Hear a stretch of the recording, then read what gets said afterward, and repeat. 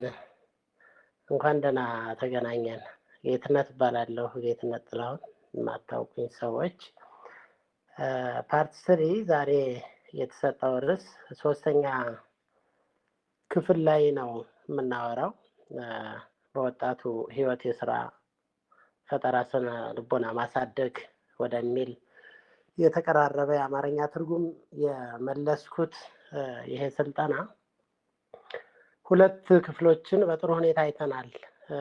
በተለይ የመጀመሪያው ክፍል ለምንድን ነው ወጣቱ ስንል ወጣቱ ከጊዜ አንጻር የሞትና ህይወት ምርጫዎች እጁ ላይ ያሉ ፍጥረት በመሆኑ ህይወቱን የነገ ህይወቱን ብሩህ ወይም ጨለማ ለማድረግ እድሉ፣ ምርጫው፣ ውሳኔው ዛሬ ላይ እጁ ላይ ያለ በመሆኑ ራሱን መገንባት ወይም ራሱን መናድ፣ ራሱን ማልማት ወይም ማጥፋት የሚችል ስለሆነ ከጊዜ አንጻር፣ ከአቅም አንጻር ደግሞ ከፍተኛ የሆነ የሞራል፣ የጉልበት፣ የአቅም፣ የተፈላጊነት ዓለምን የመለወጥ ፖቴንሻል ያለው በመሆኑ ወጣቱ ላይ ፎከስ አድርገን ይሄ የስራ ፈጠራ ስነ ልቦና ቢዝነስ ማይንድ እንዲኖረው ወጣቱ ላይ መስራት አለብን ብለን ነበረ።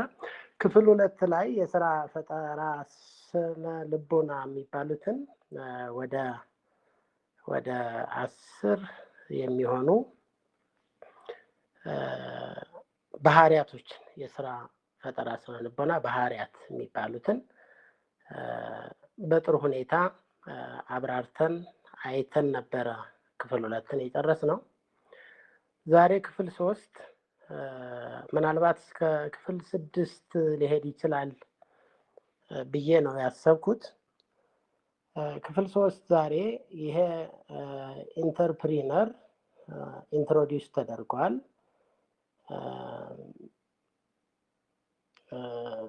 ምን እንደሚፈለግበት፣ ምን እንደሚጠበቅበት፣ ምን ማድረግ እንደሚገባው፣ እንዴት መንቀሳቀስ እንዳለበት፣ ምን መሆን እንዳለበት በክፍል 1 እና 2 ላይ በደንብ አይተናል።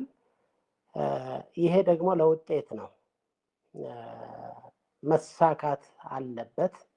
ይሄ ኢንተርፕሪነር ሰክሰስፉል መሆን አለበት። ሰክሰስፉል ሲሆን ሰክሰስፉል የሚሆንባቸው ደግሞ ስፔሲፊክ የሆኑ ቁልፍ ነጥቦችና ሀሳቦች አሉ። እንግዲህ የተለያዩ ስኮላርስ የተለያየ ሀሳብ ይናገራሉ። ግን ምንድነው ብዙ ጊዜ ተሞክሮውን የምንወስደው በዓለም ላይ በጣም አውትስታንዲንግ የሆኑ ምሳሌ ልናደርጋቸው የምንችል የኢንተርፕሪነርስ ሰክሰስ ምን ላይ ተመስርቶ ነው ሰክሰስፉል የሆኑት? እና ብዙ ጊዜ ፕሪንሲፕልስ የቢዝነስ ሰክሰስ ፕሪንሲፕልስ ከነሱ ላይፍ ድራይቭ ይደረጋል። ምንን አሳክተው ነው? ምንን አድርገው ነው? እንዴት ሰርተው ነው? በምን ሁኔታ ተንቀሳቅሰው ነው? እንዴት ሰክሰስፉል ሆኑ? ፌል ያደረጉበትስ ነጥብ ነበር ወይ የሚለውን ብዙ ጊዜ የሰክሰስፉል ቢዝነስ ፒፕል ልምዳቸውን ወስደን ነው ብዙ መጽሐፎች የተጻፉትም ከዚያ መሰረት በማድረግ ነው። ብዙ ፕሪንሲፕሎች ቅድም እንዳልኩት ድራይቭ የተደረጉትም ከሰክሰስፉል ቢዝነስ ፒፕል ሰክሰስ ላይንስ እና ባክግራውንድስ ሂስትሪስ ድራይቭ የተደረጉ ናቸው። ይሰማ ይሆን ሉሲ? ትንሽ ሀሳብ ብትሰጡኝ። ከተሰማ ልቀጥል።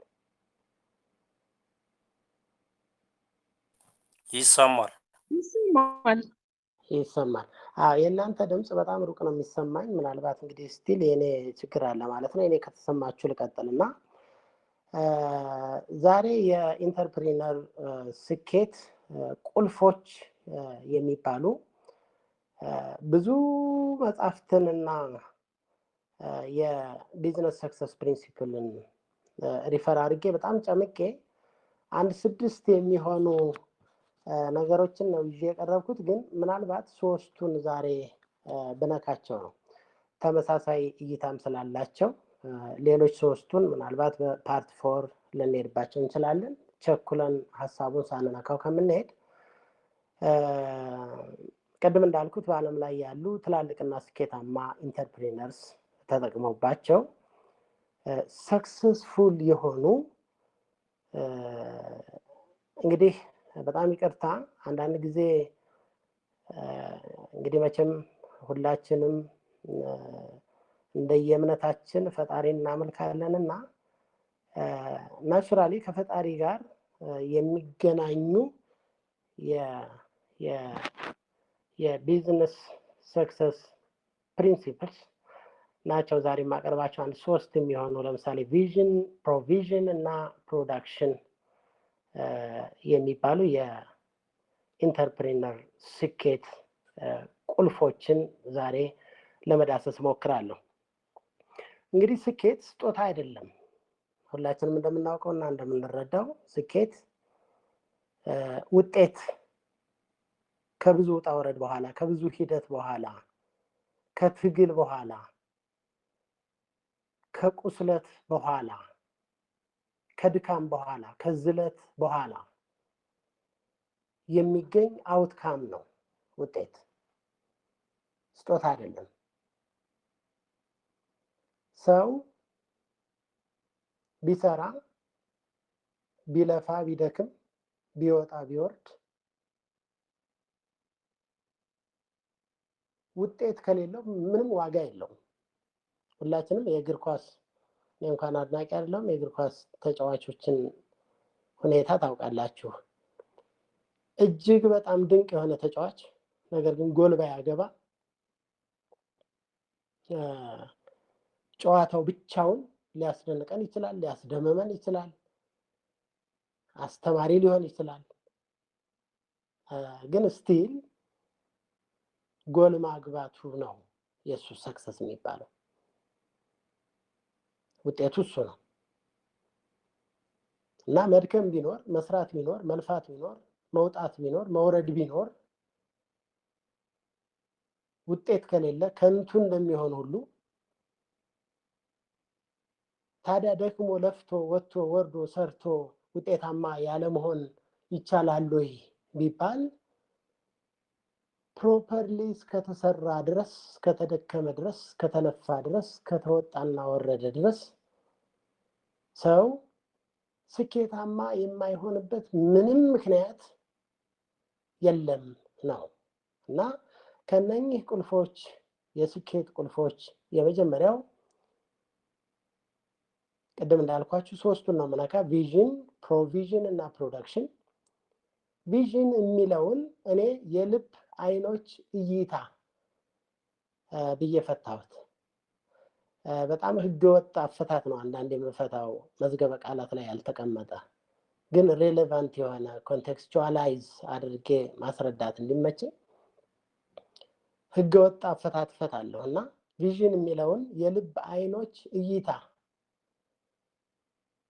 የስጋ አይን አለ፣ የልብ አይን አለ። እይታው ይለያያል እና የመጀመሪያው አንደኛ አንድ ኢንተርፕሪነር እንዲሳካለት ከሚፈልጋቸው የመጀመሪያ ቁልፎች አንዱና ዋነኛው የልብ አይኖችህን እይታ የስጋ አይኖችህ እይታ አይገድበው የሚል ነው። May the visions of your heart replace the limitations of your eyes.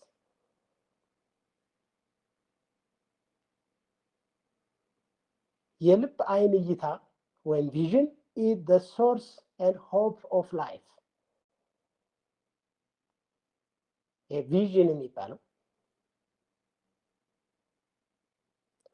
ለሰው ልጅ ፈጣሪ የሰጠው ትልቁ ስጦታ የልብ አይን እይታ ነው እንጂ የስጋ አይን እይታ አይደለም ነው ፕሪንሲፕሉ የሚለው።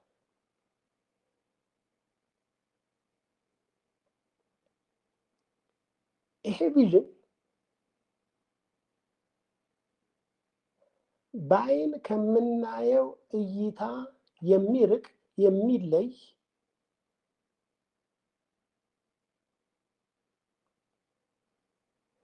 ሁለቱም እይታዎች ስጦታዎች ናቸው፣ የፈጣሪ ስጦታዎች ናቸው።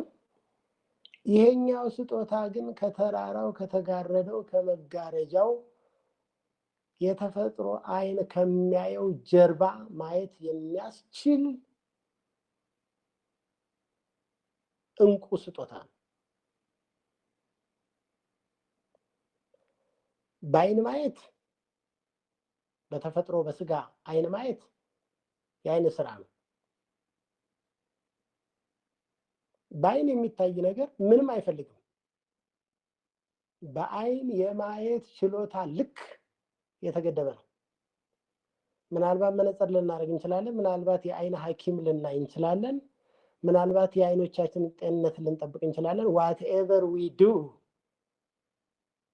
በአይን የምናየው ነገር በአይናችን የማየት ችሎታ ልክ ርቀት ገደብ የተገደበ ነው።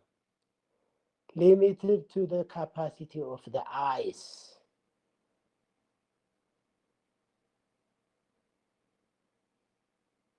ስለዚህ ፕሪንሲፕሉ የሚለው ምንድነው? Therefore you must stop your sight first to move forward. በቃ ቪዥነሪ ከሆንክ ቪዥነሪ መሆን የምትፈልግ ከሆነ የስጋ አይን ከሚያየው አይተህ ከምትገምተው በአይኖች እይታ ርቀት ልክ ከምታየው ነገር ሙቭ አድርግ። Vision is the capacity to see further than your eyes can see.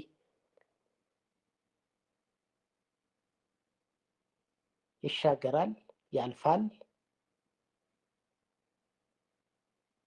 በጣም ደስ የሚለው nobody can see that the visionary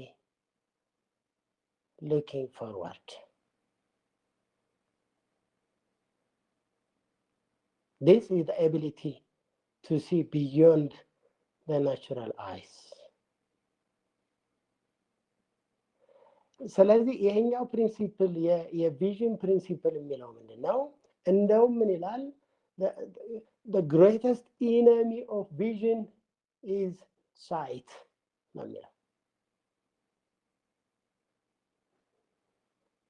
ሊሚት ስለሚያደርገን ባየነው ነገር ላይ ኮንትሮል ስለሚያደርገን ዶሚኔት ስለሚያደርገን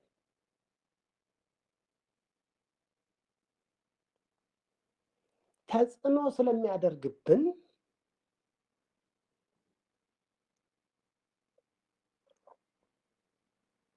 የቪዥን ትልቁ ጠላት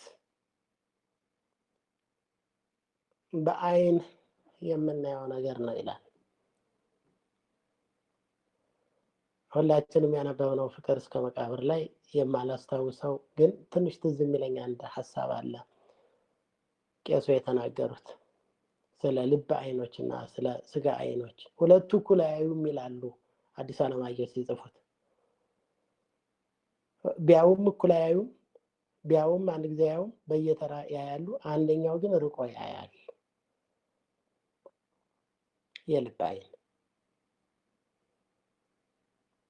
በአይን የሚታይ ነገር በሚታየው በሚነካው በሚዳሰሰው ነገር ላይ የተገደበ ነው። ከዚህ አልፎ ማየት አይችልም። ማየት የምንችለው በአይናችን አሁንን ነው።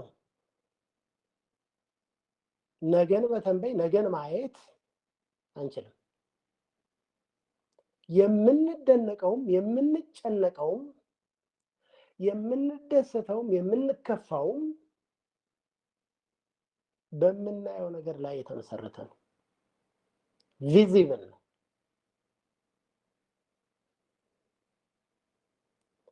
ነገን ማሰብ የለም፣ ራዕይ የለም፣ ለመሻሻል ማሰብ የለም።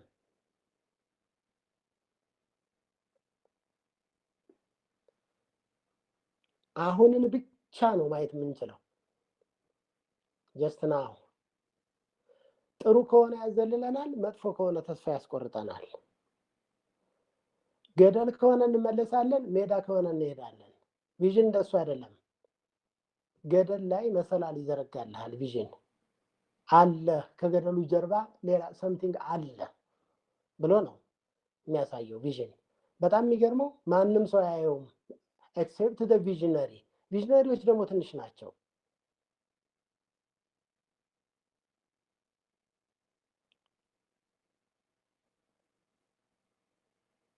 በአይን ከሚታየው አድማስ ባሻገር ማየት የሚችል ሰው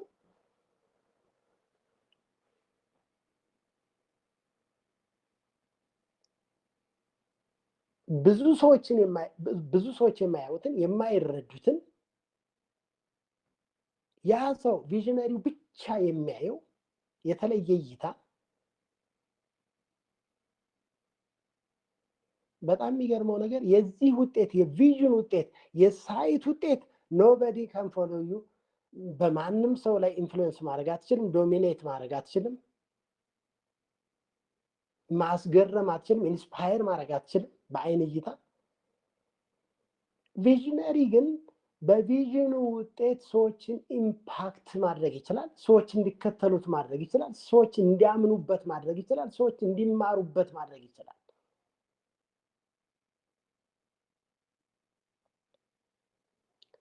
በዓለም ላይ አሁን የምናያቸው በርካታ ማህበራዊ፣ ኢኮኖሚያዊ፣ ሳይንሳዊ፣ ፖለቲካዊ የልህቀት መሰረቶች በሆነ ጊዜ የሆኑ ሰዎች ቅዠት በሚመስል አኳኋን ማንም ሰው በማይቀበላቸው ሁኔታ እብድ በሚመስሉበት ሁኔታ ብቻቸውን ያዩት ራዕይ ውጤቶች ናቸው።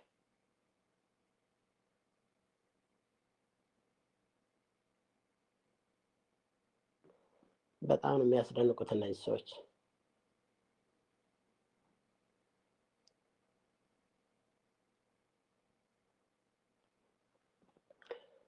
መጽሐፋችን የኛ መጽሐፍ ሲናገር ብዙዎቻችሁ እንደምታውቁት የዳዊት ወይም የዳውድ ልጅ ጠቢቡ ሰለሞን በምሳሌ መጽሐፉ ምዕራፍ 29 ቁጥር 18 ላይ where there is no vision the people perish ይላል። ራዕይ የሌለው ህዝብ መረን ነው እንደማለት ነው። የሚይዘው ነገር፣ የሚገድበው ነገር፣ ገቨርን የሚያደርገው ነገር፣ ማኔጅ የሚያደርገው ነገር፣ ኮንትሮል የሚያደርገው ነገር የለም። ልቅ ነው ማለት ነው። መረን እረኛ ስለነበርኩ መረን ማለት የተለቀቀ ማለት ነው። በከብት ጥበቃ ኮንቴክስት በእኛ ባደግንበት የተለቀቀ ደስ ያሰኘውን የሚያደርግ ዓላማ የሌለው ወደ አንድ አቅጣጫ የማይፈስ የማይሄድ ፐርፐዝፉል ያልሆነ ኦብጀክቲቭ የሌለው ማለት ነው።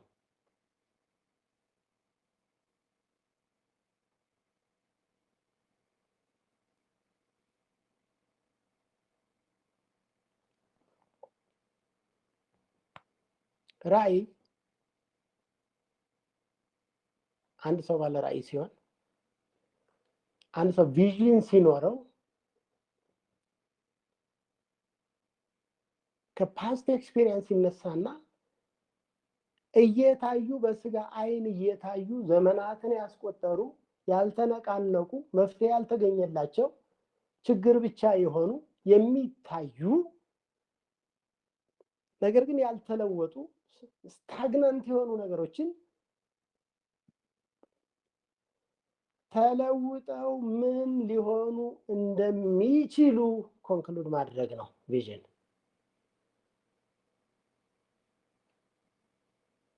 እስካሁን ድረስ ያልተከናወነ፣ እስካሁን ድረስ ያልተደረገ፣ እስካሁን ድረስ ያልተፈጸመ አዲስ ነገር እንዲወለድ ማድረግ ነው።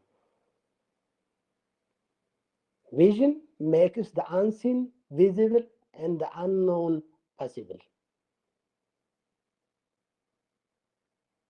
የስጋ አይን የማያየውን ነገር የስጋ አእምሮ ያላወቀውን ምስጢር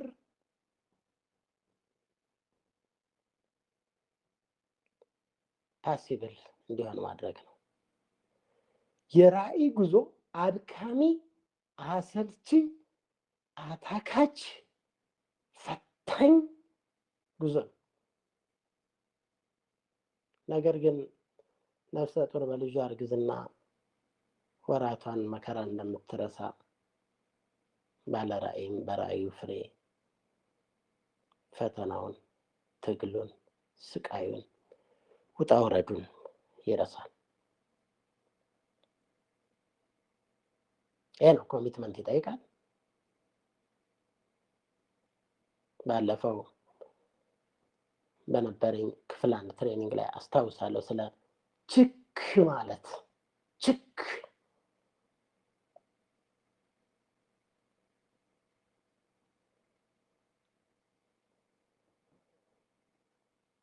ውጤቱ ይሄ የራዕይ ውጤት ፍሬው በጣም የሚገርመው ነገር ለምድር ነው፣ ለሁሉም ነው፣ ለሰው ሁሉ።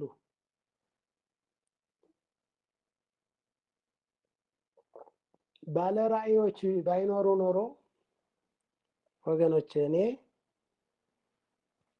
የተወለድኩበት ገጠር ነበርኩ እስካሁን የምቀረው። አትሊስት መምጫ እንኳን አይኖረኝም ነበር ወደ አዲስ አበባ። የሆኑ ባለ ራዕዮች ተነሱ፣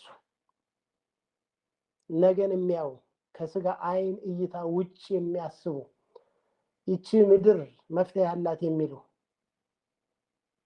ከጨለማው ጀርባ ብርሃን አለ ብለው የሚያምኑ አይናማዎች፣ የልብ አይናማዎች ተነሱና ላይፍን ሲምፕል አደረጉልን።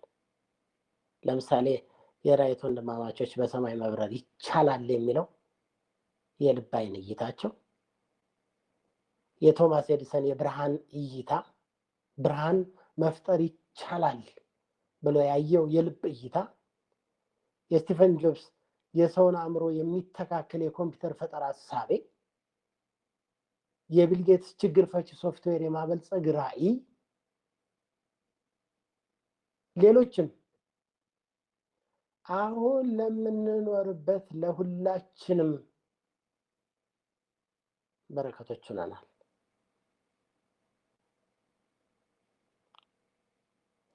ዋረን ቡፌት የተባለ ስኮላር ባለፈው ክፍል 1 ላይ እንደነገርኳችሁ someone is sitting in the shadow today because someone else planted a tree a long time ago.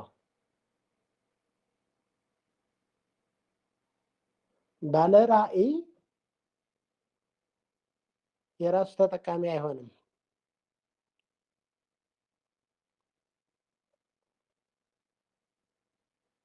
ለሌሎች፣ ለምድር፣ ለፍጥረታት፣ ለሰዎች፣ ለብዙዎች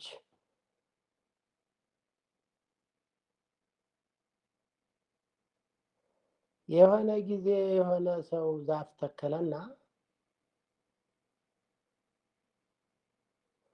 ዛፉ አድጎ የዛፉ ተካይ ባለቤቱ በማይታወቅበት ሁኔታ የሆነ ሰው ዛፉ ጥላ ስር ተቀምጦ አየሁ አለ ዋረን ቡፌት። ማንም በአውሮፕላን የሄደ ሰው የራይት ወንድማማቾችን አመስግኖ የሚያውቅ ሰው ይኖር ይሆን?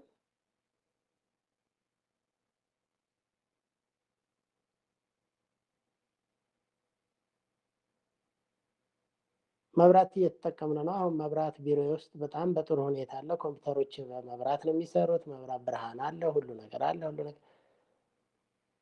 ቶማስ ኤዲሰንን አንድ ቀን አመስግኜ አውቅ ይሆን?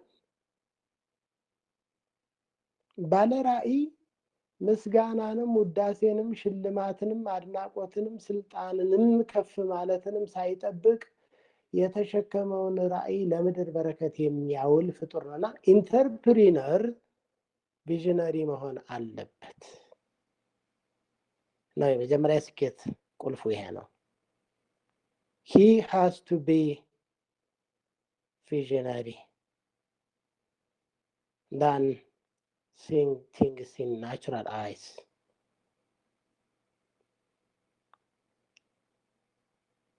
አንደኛ። ሁለተኛ ፕሮቪዥን ብያለሁ። ፕሮቪዥን እዚህ ጋር የተጠቀምኩት ቅድም ብያቸዋለሁ፣ ህገወጥ ኮንቴክስቹዋላይዝድ የሆነ ትርጉም ስለመወስድ ያለማወቄን እየታገሳችሁ ልል የፈለኩትን ሀሳብ ብቻ ተረዱልኝ። በተፈጥሮ ያገኘውን በረከት ወይም ፕሮቪዥን ተጠቀም ነው ሁለተኛው የኢንተርፕሪነር የስኬት ሁለተኛው ቁልፍ።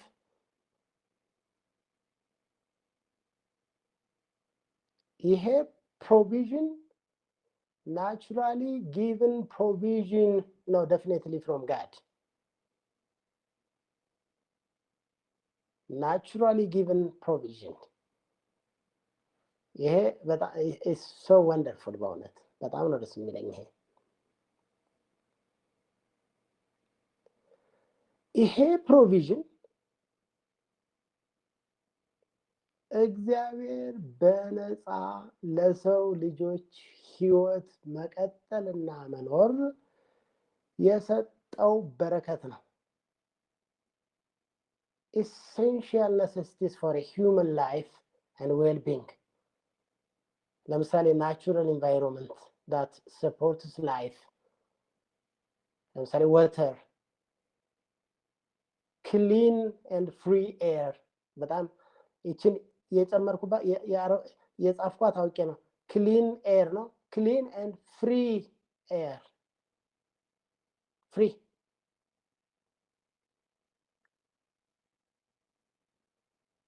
animals, food, forests, rivers, oceans, resources, climate, biodiversity, natural provisions for human life. እነሱን ተጠቀም ነው። ታዲያ ይሄ ከኢንተርፕሪነርሺፕ ጋር ምን ያገናኘዋል ልትሉ ትችላላችሁ። እግዚአብሔር ለሰው ልጅ የሰጠው ስልጣን is to rule over the natural gifts and the natural environment. ይሄ ነው አስደናቂው ነገር። ፓወር እና ኢትስ ዌይስ ኦፍ ዩቲላይዜሽን በሚል ርዕስ የዛሬ 2-3 ዓመት ትሬኒንግ ስሰጥ እዚህ ፕላትፎርም ላይ ይህንን የመጽሐፍ ቅዱስ ጥቅስ ጠቅሼው አውቃለሁ። ጀነሲስ ቻፕተር 1 ቨርስ 26 ዘፍጥረት የሚባል መጽሐፍ አለን። የክርስትና ሃይማኖት ተከታዮች ያልሆናችሁ እህቶችና ወንድሞች ኦሪት ዘፍጥረት ምዕራፍ 1 ቁጥር 26 ላይ let us make man in our image and let them have dominion over the fish of the sea and over the birds of the sky and over the livestock and over all the earth and over everything that exists on earth.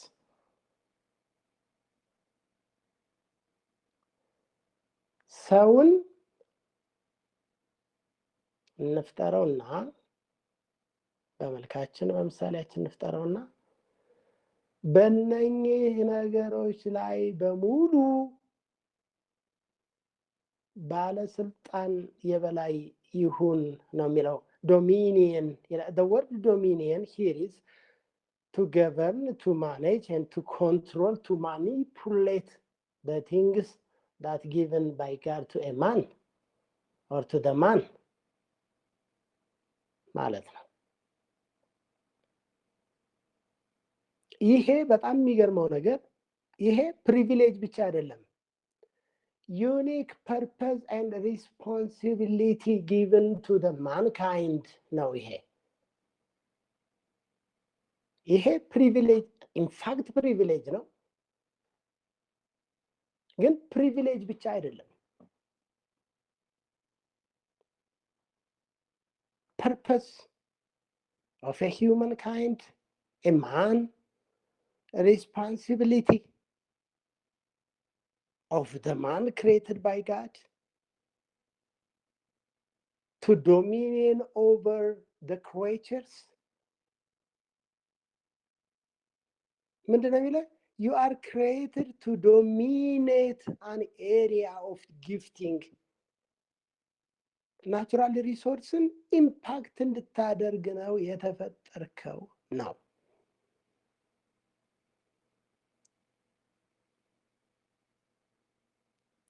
ይሄ stewardship responsibility over the creation።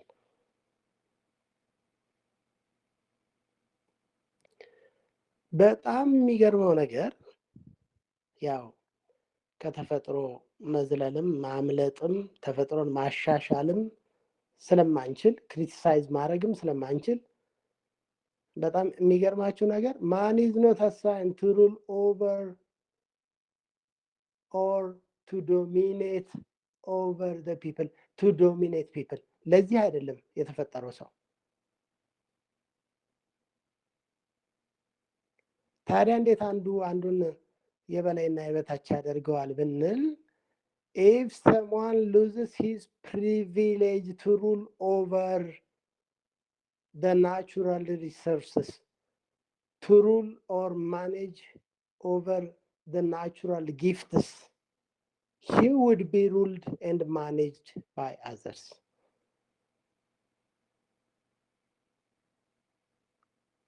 Because man is created to dominate.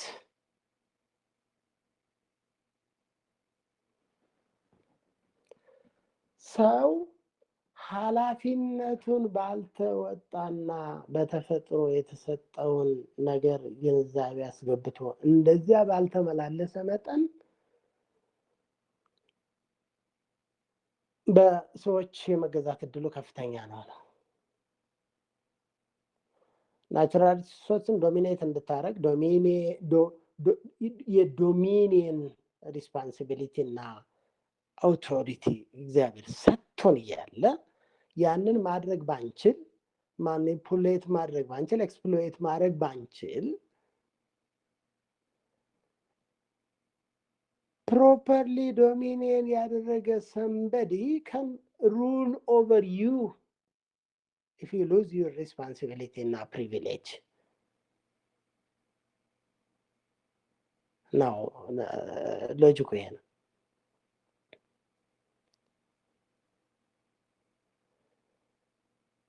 If the man would not be able to deploy himself, deploy the rights given to him, he would be employed by others.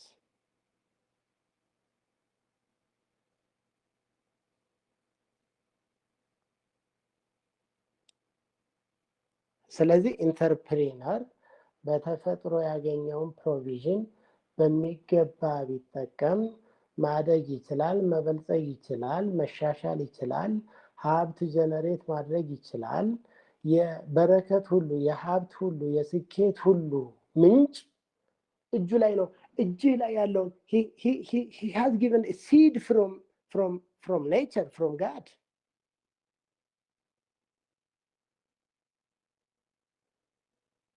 ለምሳሌ እግዚአብሔር ወንበርን ጠረጴዛን ሰርቶ አልሰጠም። መቼም እንደምታውቁት ወንበርን ጠረጴዛን በዛፍ ውስጥ ነው የደበቀው።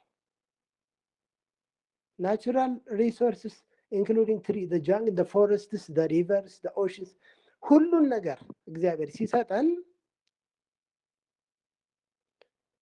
ውሃውን ጠልፈ መሬቱን የማጠጣት፣ ውቅያኖሱ ጨዋማ ቢሆን ነጥለው ውሃውን ለመጠጥና ጨውን ለመብል ማዋል፣ ዛፉን ቆርጠህ ጠርበህ አለስልሰህ መልክ አስይዘህ ወንበር፣ ጠረጴዛ፣ ሌላም ቅርጻ ቅርጽ ማድረግ is the responsibility of the man። ምክንያቱም ዶሚኒየን ሪስፖንሲቢሊቲ ተሰጥቶታል።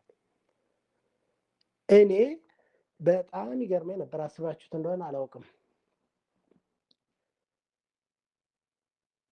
እጅግ በጣም ሃርምፉል የሚባሉ አኒማልስ፣ ዋይልድ አኒማልስ ጅብን ጨምሮ አንበሳን ጨምሮ፣ አንበሳ እንኳን ላይፈራ ይችላል ግን ይሸሻል። በተቻለ መጠን ራሱን ለመከላከል ነው እንጂ አታክ የሚያደርገው። ጅብን ጨምሮ እጅግ በጣም ከፍተኛ የሆነ ጉልበት ያለው ጅብን ጨምሮ ሌሎች ሃርምፉል ዋይልድ አኒማልስ ሰውን ሲያው የሚሮጡት ማን has natural authority over natural resources including animals and everything on earth, all the creation.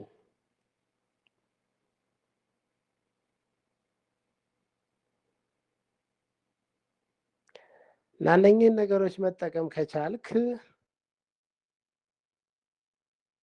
ስኬታማ ልትሆን ትችላለህ። አንዱ ቁልፍ የስኬት ቁልፍ እሱ ነው ብለው ነው የነገሩን ስኮላርስ። ሶስተኛ ይህም ናቹራል ነው። ሶስቱ ናቹራል የሆኑትን ነገሮች ነው ቅድም እንዳልኳችሁ ዛሬ የምሰጠው ቪዥን፣ ፕሮቪዥን እና ፕሮዳክሽን።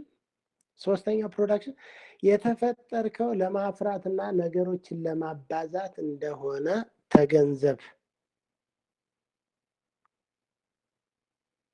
ቱ ፕሮዲውስ ኤንድ ቢር ፍሩትስ።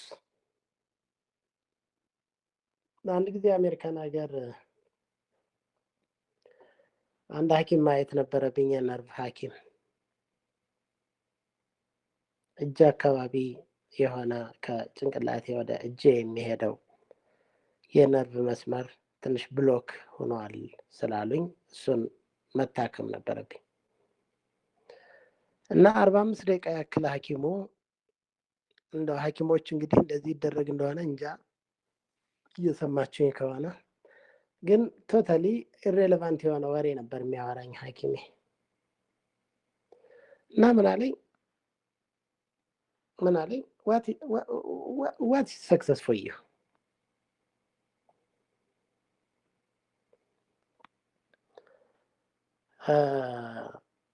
ከምፈልጋቸው ጥያቄዎች አንዱ ይሄ ነበር።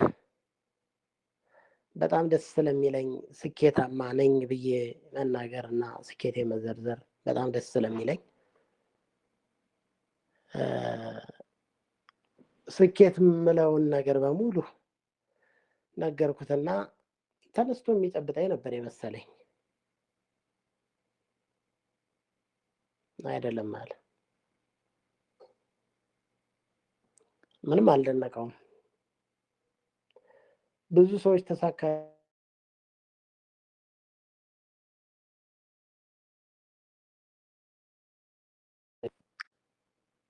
ቅርታ በመሃል ተቋርጦ ነበር። ብዙ ሰዎች ተሳክቶልሃል ብለው የነገሩኝን እኔም ደግሞ በዚህ አቅጣጫ ስኬታማ ነኝ ብዬ ብዙ ጊዜ ለራሴ የነገርኳቸውን በጣም በርካታ ነገሮች ስኬት የሚመስሉ ነገሮችን ነገርኩት። አልደነቀውም። በኋላ ሲገባኝ ላለማቋረጥ ብሎ መሰለኝ የሰማኝ።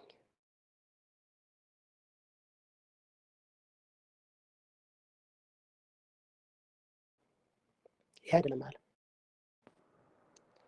ስኬት ይሄ አይደለም አለ።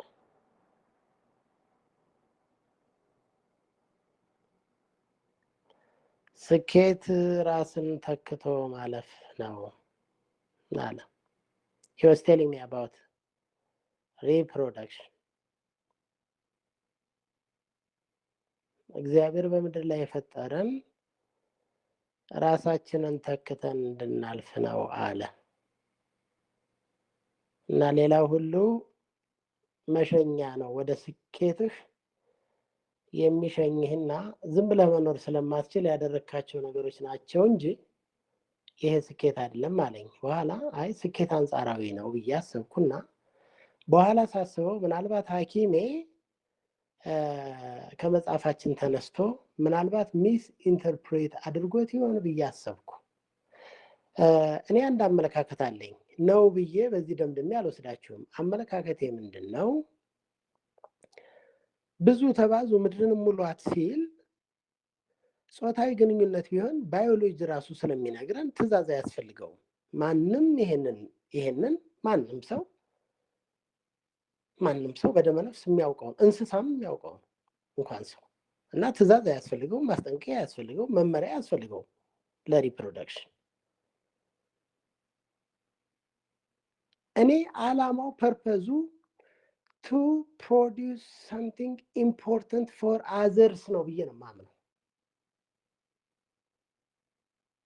ሰው የተጠራው ፍሬ ለማፍራት ነው። ፍሩት ቢር ለማድረግ ነው። something produce ለማድረግ ነው። ፋብሪካ ለምንድን ነው የሚተከለው? ፋብሪካ አዋጭ የሚሆነው? እሺ ብዙ ሀገሮች አሁን ስኬታማ የሚባሉ ሀገሮች ቻይና ለምንድን ነው ፕሮዳክሽን ላይ ትኩረት ያደረገች? ፕሮዳክሽን ኢዝ ኤ ኪ ፎር ዌልስ ሰክሰስ እና ግሬትነስ። ለምንድን ነው አሁን ከረንት የና አሜሪካና የሌሎች ዓለማት የታሪፍ ውዝግብ ለምንድን ነው? ሁሉም ሰው ይምጣና ምድሬ ላይ ካላመረተ በስተቀር አምርቶ ወደ አገሬ ሊልክ ቢፈልግ ታሪፉን አበዛለሁ ማለት እኮ ምንም እዚያ ጋር የሚፈጥረው ኢምፓክት ታክሴሽን ኢምፓክቱ የሚያክል ሆኖ አይደለም። ሲጨንቃቸው መጥተው ምድሬ ላይ ያምርቱ ነው። ስለዚህ ፕሮዳክሽን ኢዝ ቬሪ ኢምፖርታንት። ማን ኢዝ ክሪኤትድ ቱ ፕሮዲውስ እና ቱ መልቲፕላይ። ይሄ ነው የእግዚአብሔር ፐርፐስ።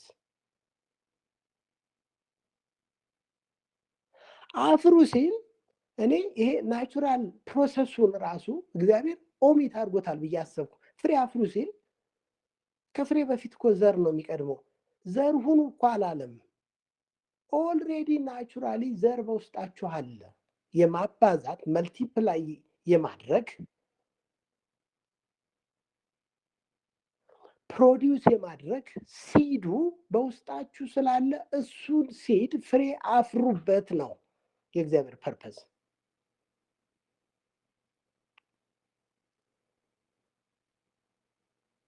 የተሰጠን ኃላፊነት እንድናፈራ እንጂ እንድንዘራ አይደለም እኮ።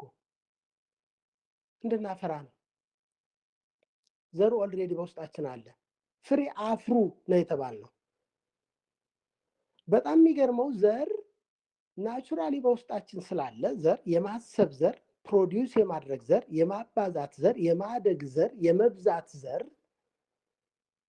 በውስጣችን ስላለ ዘር ሸክም አይሆንም፣ ብዙም አይፈልግም። በጣም የምደነቅበትን ነገር ልንገራችሁ። መቼም በሚዲያም ሰምታችኋል፣ በአንዳንድ ነገሮችም አውቃችኋል። ለምሳሌ ልውሰድና ሁመራ አካባቢ ሰሊጥ ይመረታል። የሁመራ መሬት በዘንድሮ ዓመት ዘር ሊዘራ ስለሆነ ዘር ለመዝራት የሚያክል ሺህ ሰው ጉልበት እንፈልጋለን ተብሎ ያውቃል?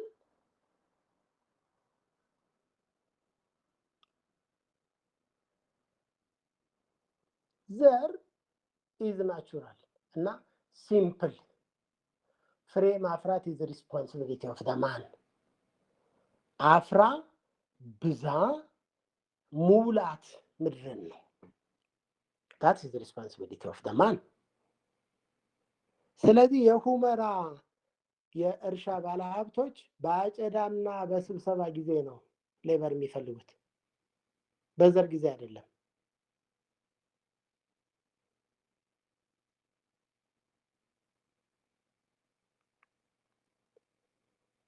ሰው ክሪቲካሊ የሚፈለግበት ኃላፊነት ማፍራት፣ መብዛትና ማጨድ።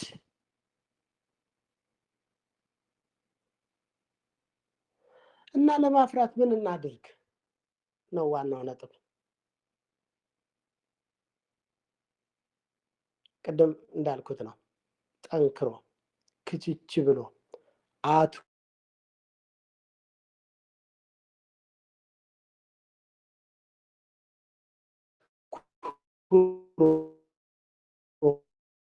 አስቦ አቅዶ ውጤት እስኪገኝ ድረስ ድርቅ ብሎ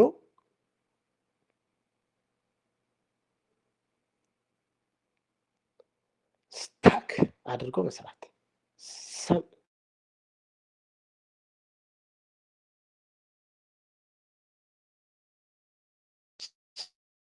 something like that። ምክንያቱም ፍሬ የሚገኘው ከብዙ ድካምና ሂደት በኋላ ስለሆነ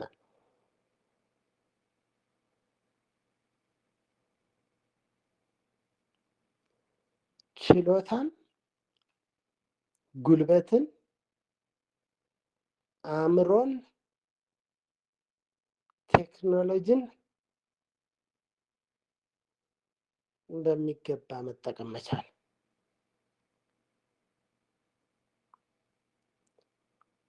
by making wise choices and avoiding destructive habits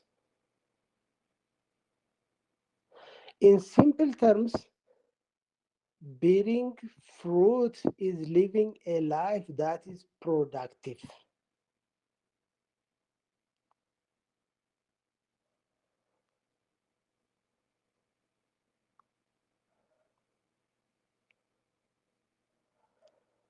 You are created to produce.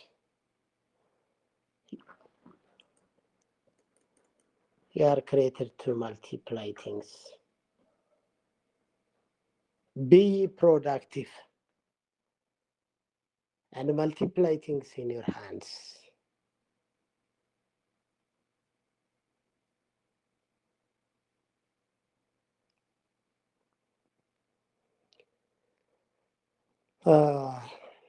ከነኝ ከሶስቱ ባልዘል ደስ ይለኛል። ኢንፋክት ሰዓቱም እየደረሰ ነው። ትንሽ ሰዓትም ይኖረናል። ግን ሌላ ቀጥሎ የምናገራቸው ሶስት ነገሮች ተያያዥ ስለሆኑ የዛሬዎቹ ሶስት ነገሮች ሞር ኦፍ ናቹራል ስለሆኑ እና የዛሬዎቹ ሶስት ተያያዥ የሚቀጥሉት ሶስቱ ደግሞ ተመሳሳይና ተያያዥ ስለሆኑ ሶስቱ ነገሮች ላይ ባቆም፣ አንደኛ ሀሳቡ በቀላሉ ይያዛል፣ አይንዛዛም። ሁለተኛ ተመሳሳይ ነገሮችን በተመሳሳይ ጊዜ መውሰድ ለኛ ግንዛቤ ይጠቅመን እንደሆነ ብዬ አስባለሁ። እና አሁን ጥያቄዎችን፣ ተቃውሞዎችን፣ ተጨማሪ ማብራሪያዎችን የምቀበልበት ጊዜ ይሆናልና አመሰግናለሁ እህቶችና ወንድሞች ስላዳመጣችሁ።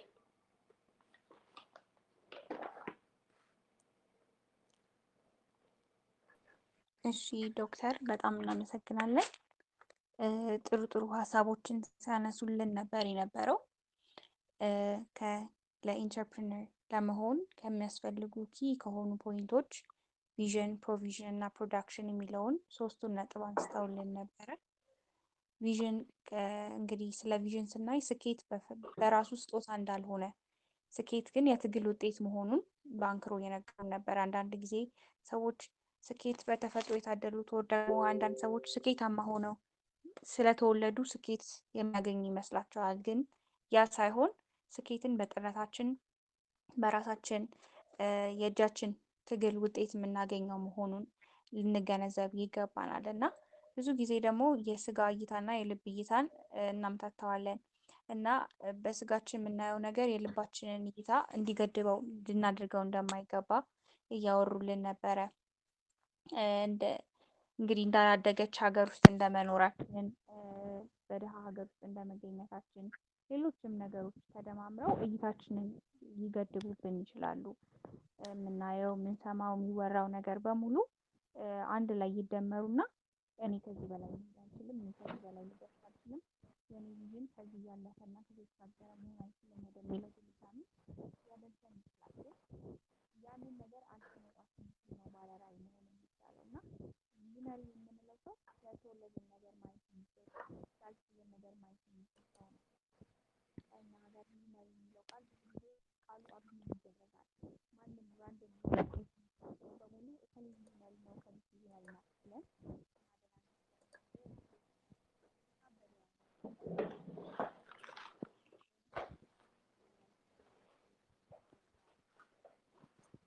ልናይበት ይገባል። እና ሌላ ደግሞ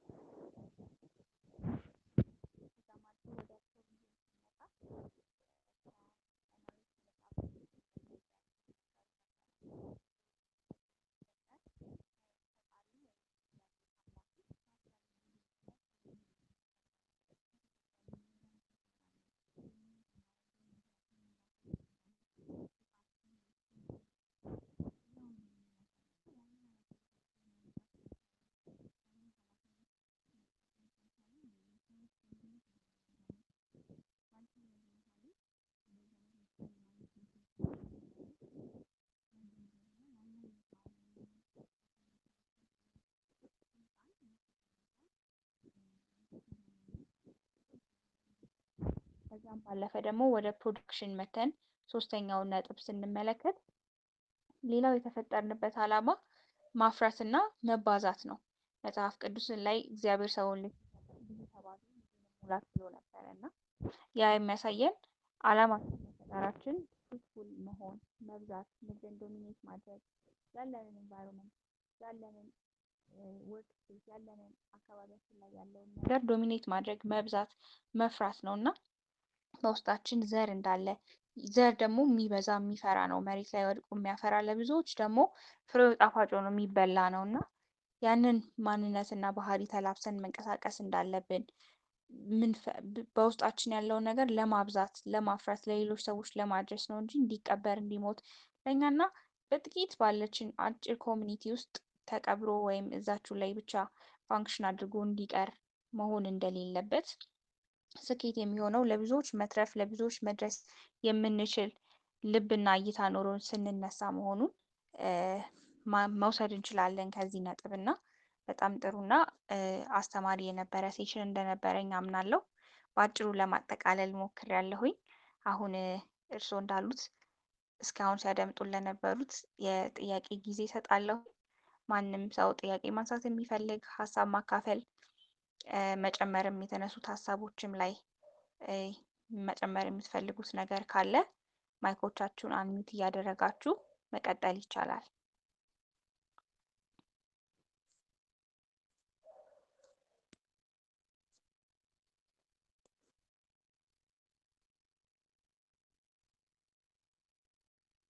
የምትታዩኝ ሰዎች ብዙ ናችሁ።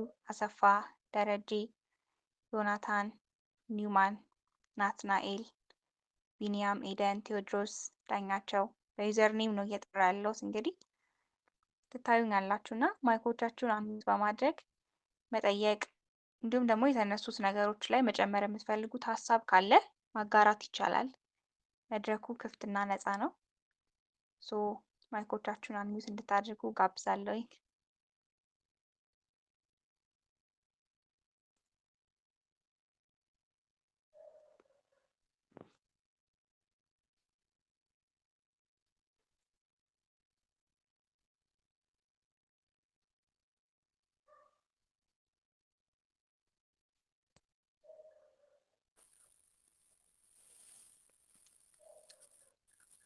እሺ እንዴት አመሻችሁ?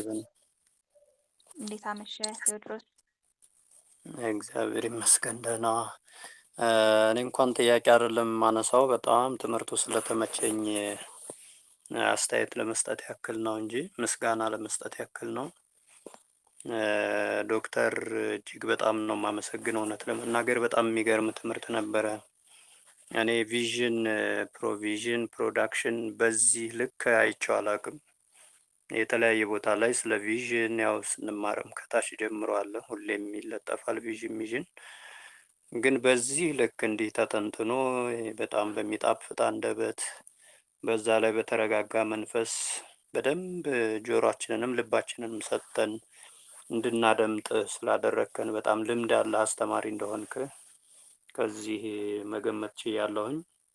ከዚህ በፊት ያሉትኝ እንዳጋጣሚ አምልጠውኛል ሁለቱ ትምህርቶቹና እንደው በተቻለ መጠን እነዛን ሪከርድ የት ላይ እንዳለ ወደ ኋላ ተመልሼ በደንብ ለማድመጥ ሞክራለሁኝ እና እጅግ በጣም አመሰግናለሁ። ትልቅ ስንቅ ነው ዛሬ ላይ የሸመትኩትና አመሰግናለሁ ለማለት ያክል ነው። ቴንኪው በጣም ፕሮግራም መሪያችንም እጅግ በጣም እናመሰግናለን።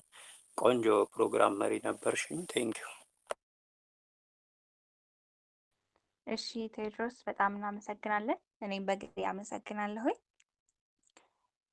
ሌላ ሀሳብ መጨመር መናገር የሚፈልግ ሰው ካለ የመጨረሻ እድል ልስጥና የዛሬውን ሴሽን የምናገባድድ ይሆናል። ማይኮቻችሁን አንሚት ማድረግ ይቻላል አሁንም።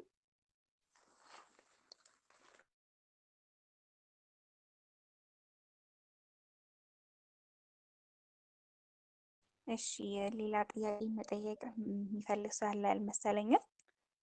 ማይኩን አንሚት ያደረገ ሰው እስካሁን አላየውም። ዶክተር ለእርሶ የመጨረሻ እድል ልስጥና በማጠቃለያ መናገር የሚፈልጉት ማንሳት የሚፈልጉት ሀሳብ ካለ የዛሬውን ቆይታችን እንዴት አዩት? እሱን ያጠቃሉልንና እንጨርሳለን። አመሰግናለሁ እህቶችና ወንድሞቼ፣ እግዚአብሔር ይስጥልኝ። በእርግጥ ዛሬ ትንሽ ቅድም እንዳልኩት ኮኔክሽን አስቸግሮኛል እና ሌላ ዲቫይስ ላይ ነበር የገባሁት። አሁን ቴዲ መጨረሻ ላይ ከሰጠው ሀሳብ ውጭ አልሰማሁም። በመሀል ሌላ ሀሳብ ተሰንዝሮ እንደሆነ አልሰማሁም። ቴዎድሮስ አመሰግናለሁ። እንኳን ወደድከው ይህንን ትሬኒንግ። ይቀጥላል እስከ ፓርት 6 ድረስ ይቀጥላል። ይሄ ኢንተርፕሪነሪያል ማይንድ ሴት ፎር ዘ ዩዝ የሚለው እና ሶስቱን ሀሳቦች በሚቀጥለው እድል ሲሰጠኝ ይቀጥላል። በነገራችን ላይ እነዚህ ሌሎቻችሁ የምትሰሙኝም ርዕስ ተሰጥቶኝ ነው። የእኔ ርዕስ አይደለም፣ ተሰጥቶኝ ነው። የእኔ ፕሮፌሽን አካውንቲንግ፣ የመጀመሪያዎቹ ትምህርቶች አካውንቲንግ ናቸው። ከዚያ በኋላ ኢንተርናሽናል ሎ ነው ትምህርቶች እና ሞሮፍ እንደዚህ አይነት ነገሮች ከኢንተርፕሪነርሽፕ ከመጀመሪያ ትምህርቶች ጋር ከኤምቢኤ እና አካውንቲንግ ጋር ይሄዳል። ህግ ነክ የሆኑ ርዕሶችም ተሰጥተውኝ ያውቃሉ። እሱም ላይ ተናግሬ ያውቃለሁ እና በጣም ደስ እያለኝ ብዙ ጊዜ እነኚህ ሰዎች ይማሩ፣ ትምህርት ያስፈልጋቸዋል ብዬ ሳይሆን የምናገረው እኔ ራሴን እያስተማርኩ ነው የምናገረው። በጣም ኢምፕረስድ እየሆንኩ እኔ እየተደነቅኩ እኔም እየገባኝ ጌትነትንም እያስተማርኩ ነው ለእናንተ የምናገረው እና ከእኔ የተረፈው ነው ወደ እናንተ የሚደርሰው። በጣም አመሰግናለሁ። እንኳን ወደድከው። እድል ሲሰጠኝ ይህን ትምህርትም ቀጥላለሁ። ሌላ ርዕስም ሲሰጡ ደግሞ አስተባባሪዎቹ በሱም ላይ እናገራለሁ እና በጣም እግዚአብሔር ይስጥልኝ። አመሰግናለሁ። ጥሩ ጊዜ ነበረን። እንደገና ይቅርታ ጠይቃለሁ፣ ኮኔክሽን ስለማይሰራ የኔ ስህተት ነው። በሚቀጥለው አስተካክዬ በደንብ ታጥቄ እመጣለሁና ስለነበረን ጊዜ አመሰግናለሁ። የመጨረሻ የምለው እዚህ ጋር አስተማሪም አሰልጣኝም የለም። ቅድም እንዳልኩት እኔም እየተማርኩ አብረን እየተማማርን ስለምንቀጥል ሁላችንም ለሁላችን አንዳችን ለአንዳችን በጣም አስፈላጊዎች ነን እና እኔም ከእናንተ እማራለሁ። እኔም ያለኝ ልምድ ደግሞ ለእናንተ ለማካፈል ሁልጊዜም በደስታ በትጋት እገኛለሁ እና ታዝዛለሁ።